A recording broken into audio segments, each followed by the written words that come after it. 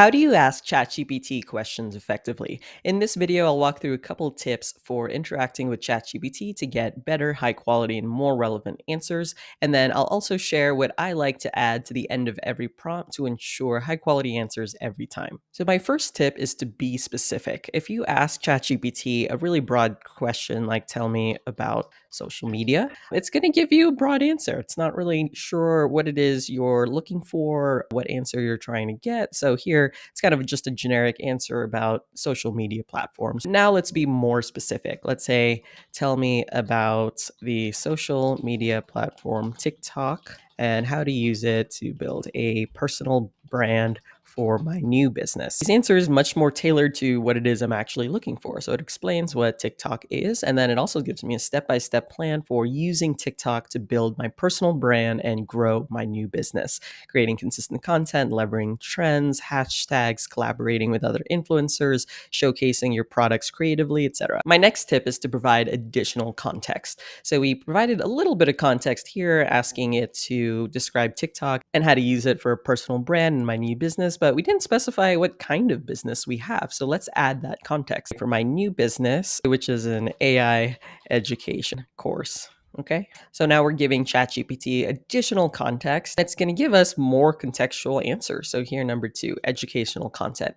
Break down complex AI topics into bite-sized, easy to understand lessons, AI myths versus facts, interactive tutorials. This is all great, right? This is actually what I do for my own AI educational TikTok. So this is a really great example of being specific and adding additional context relevant to your situation, your background, and the outcome you're aiming for, right? So we started this conversation with something really generic. Tell me about social media. Not super helpful, right? Like you probably already know this. And then the next level, we were more specific. Tell me about social media, TikTok specifically, and how to use it to build a personal brand for my new business. And then the next level, we added even more context. We said, my new business is an AI education course. And you can see how ChatGPT tailored its answers to this additional context that we provided. My third tip is to keep it simple and break down multiple questions into one question at a time. Instead of asking ChatGPT, tell me about the weather and a good restaurant nearby, keep it simple by asking one question at a time. Tell me about the weather forecast. And then we're going to ask, can you suggest a good restaurant nearby? ChatGPT responds with separate answers. The key takeaway here is don't overload your prompts with too many questions.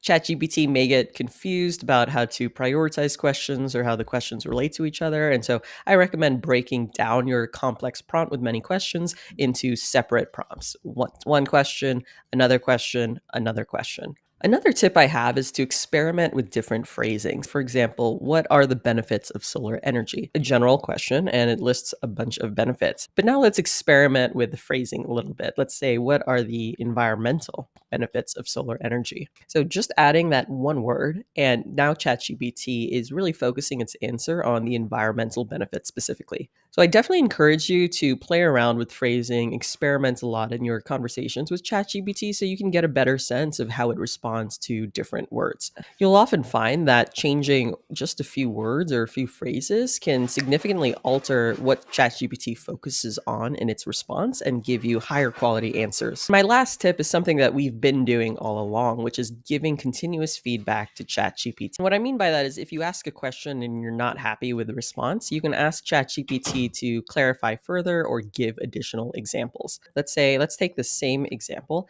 and say, give me a few examples. Because in this previous response, it explained the environmental benefits, but it didn't actually cite any real world examples, case studies, or research to help me understand it better. So here we're asking for a few examples, and it listed a bunch: reduction of carbon emissions in Germany, air quality improvement in California, water conservation in Nevada, etc. Let's say we want to tailor this content to an audience with zero background in this stuff. Let's say, update your answer, explain it like I'm 5. And the key point here is this iterative process helps you fine-tune your conversations with ChatGPT so that you get answers that are more personalized for your needs and what you're looking for. And here you can see the answers updated in simpler language. So just in the span of, a minute or two, we went from a pretty generic question to tailoring it to a more specific context just by adding one word. What are the environmental benefits of solar? And then we asked ChatGPT for a few examples, which it gave us,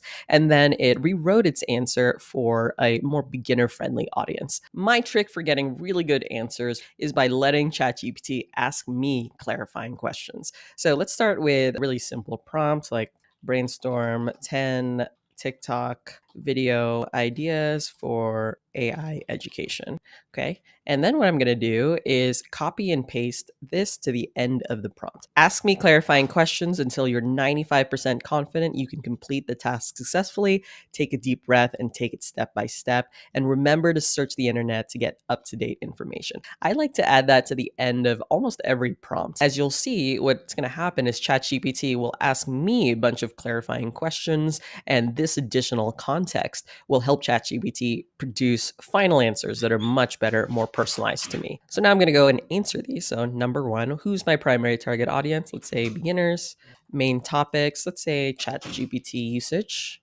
Tone, I think educational. Okay. Video length, I like 30 to 60 seconds usually. Video style, it's just talking head, just me talking. 6, call to action, signing up for a course, downloading resources, visit my prompts library. I don't really care about incorporating viral trends or sounds, so I'm just going to say no. Okay, so just go ahead and answer ChatGPT's questions to the best of your ability, and then ChatGPT will take all of that context into consideration and then answer your original prompt. Remember, our original prompt is brainstorm 10 TikTok video ideas for education. Okay, and now it's brainstorm 10 TikTok video ideas specifically focused on ChatGPT usage for beginners. What is ChatGPT? 3 easy ways to use ChatGPT, how ChatGPT can help you write emails faster, top beginner mistakes, etc., etc. And these are actually really great. I might do some of these videos this weekend. So just to recap, this is my simple trick, super simple hack, so you don't have to remember acronyms or frameworks or anything like that. So just to recap all the tips we've talked about today, number 1, be specific in your prompt.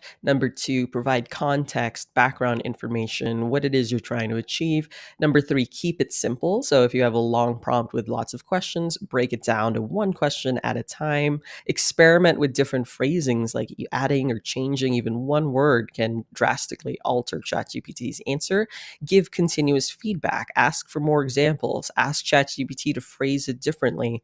Ask for more information. And then my simple trick to get better answers is simply to add this to the end of every prompt. Ask me clarifying questions until you are 95% confident you can complete the task successfully. Take a deep breath and take it step by step. Remember to search the internet to get up to date information.